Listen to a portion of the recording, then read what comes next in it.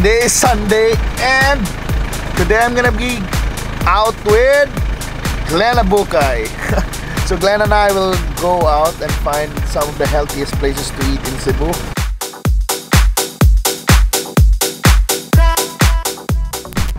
Utan sir? So, utan ka na mukha mag-utan. Gusto kini siya mag-utan. Asan to yun? Sa tawag nilang Juiceria. Juiceria. So, mag-juice ko na may. Manginomig juice, tanaw na mo. So, tanawa na kung ganahan mo kay Bao. Unsa ning Juiceria. Juice ko. Juice ko Lord? Yes. Juice meron. Sir, gili ko gamhanan kung di ko makakautan sir. Pantay. Kano na kuutan yan? Dako na utan pa gamay. Ganahan ko ng lami nga utan sir. Okay. So, unsa ni ba? Nata sa Juiceria. Juiceria. Known sila mga shaka bowls o gilang mga smoothie. Tara sunod. So, mag-brunch may daron og healthy brunch. So, ana. Manutan rin sa ayo dire.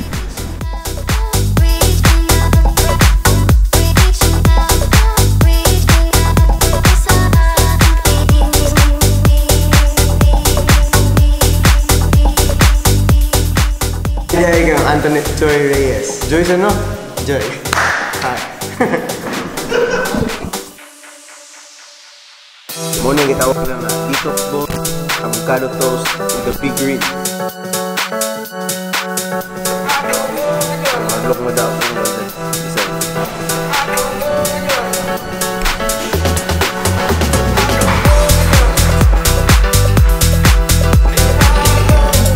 What the difference? Magdami-dami ni sir.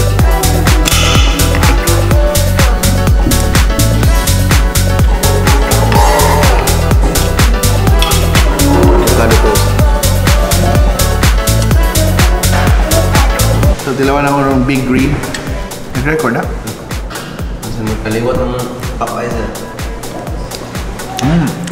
No, kinamdam yung gado ka ng saging na i-frozen ba rin. Butangan din mo greens, lettuce, kale. Pwede kin i-malunggay actually na version. Then, kanang saging na tunda na kanang lata-lata. Butang lang na sa freezer para dugay yung shelf life. Nindot ng lata-lata. Kanang na yung mga itom-itom kayo. Mga meaning organic na siya. So, yeah. Actually, mga na nagpatamis niya.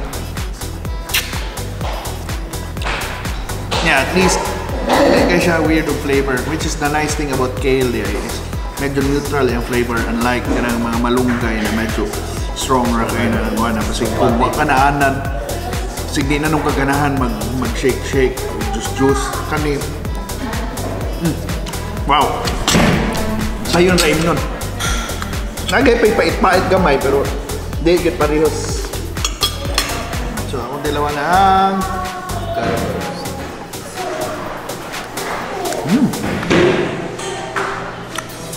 ang nindot ang iyang seasoning kay mura siya karne ba? Actually mura siya manok. Nampan mura siya manok kaya ang timpla niya. Tamis. Pero yeah. Marami siyang texture ba na ito. Gaya ang pan, humok ang avocado. So power kayo ganun. Ilang pan din normal na pan. Diba? Oh? Ano yung pana mo mo? Parang gray kulo na. So yeah. Kami, lingaw.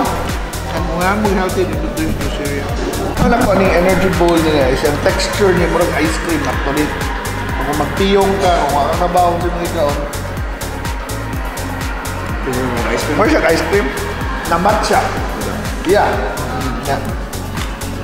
Yeah, bugnaw, yeah, creamy. Yeah, crunchy na portion siguro sa granola, ng saging. So, actually, lingaw siya kanon. And it's quite, yeah, it's a nice way to start a day. Diba? Para 5 a day, so 5 servings of fruits and veggies. Solve na okay na kayo sir, achieve na kayo sir. Nasay, tungod sa ilang detox bowl, murag nalimpyuhan akong mga sala sir. Hindi mo masala kaya amot lang sa sala. Amot pro karon kay na detox naman, so nawala na. Pwede na ako magbuhat ang bagong sala. Pero bitaw lami bitaw sir.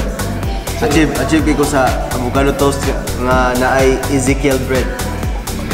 Ezekiel bread. Ambot lang sir. Mumuda na yung pinaka-healthy nga bread. So yeah, so kung nakita mo healthy na place to eat, if you're into vegan, vegetarian, or you just wanna have a lifestyle change, check out the Juiceria here in Bonifacio district. Yeah. So yeah, Juiceria by the way in Bonifacio district. So check them out if you have time and let me know what you think about it. And thank you so much for watching. This is Carlo Olano and Abucay for Kalami, Cebu.